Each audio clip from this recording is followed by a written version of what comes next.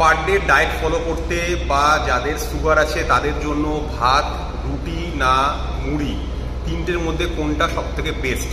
তো আমি তোমাদের সেটা আজকে বলবো যে ভাতের গ্লাইসেমিক ইন্ডেক্স হচ্ছে 70 থেকে 75, রুটির গ্লাইসেমিক ইন্ডেক্স হচ্ছে 60 থেকে 65, আর মুড়ির গ্লাইসেমিক ইন্ডেক্স হচ্ছে 90 থেকে 95।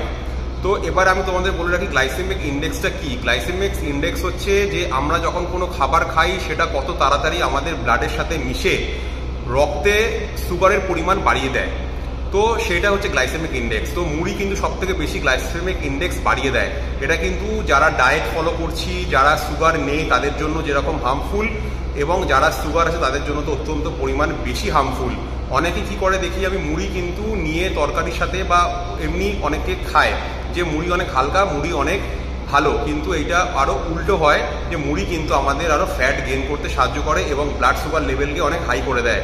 কিন্তু যদি আমরা মুড়ি মাঝে সাঝে খেতে পারি সেটা হচ্ছে সবজি দিয়ে, মানে যেটাতে কিনা ফাইবার বেশি আছে, এবং তার সঙ্গে যদি আমরা ডিম সিদ্ধ নিই বা চিকেন নিই, মানে প্রোটিন ফাইবার, আর তার সাথে মুড়ি যদি আমরা খেতে পারি তাহলে কিন্তু একটা প্রপার ডায়েট হবে, এবং তাহলে কিন্তু আমাদের বডির জন্য অতটা হার্মফুল হবে না।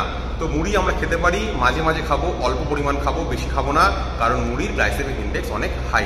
হোপ তোমাদের হেল্প করবে।